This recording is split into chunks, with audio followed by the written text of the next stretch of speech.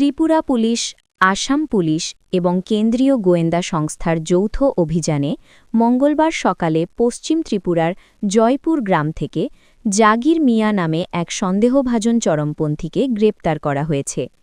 এই ঘটনা উত্তর পূর্ব ভারতের সীমান্তবর্তী এলাকায় জঙ্গি নেটওয়ার্কের বিস্তারকে স্পষ্ট করে তুলেছে।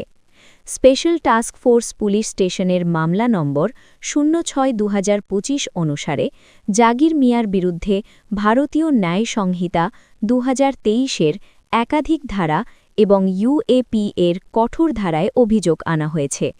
তদন্তে উঠে এসেছে যে তিনি নিষিদ্ধ জঙ্গি সংগঠন জামায়াতুল মুজাহিদিন বাংলাদেশ জেএমবি-এর সম্প্রসারণ ইমাম মাহমুদে কাফিলার সঙ্গে যুক্ত।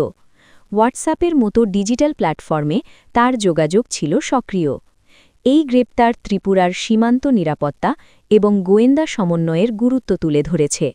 অতীতে সীমান্ত পেরিয়ে জঙ্গি অনুপ্রবেশ এবং নাশকতার ঘটনা প্রশাসনের জন্য চ্যালেঞ্জ ছিল।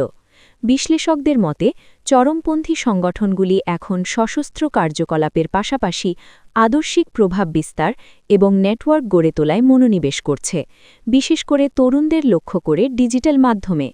বর্তমানে জাগির মিয়াকে পুলিশ হেফাজতে রেখে জিজ্ঞাসাবাদ চলছে।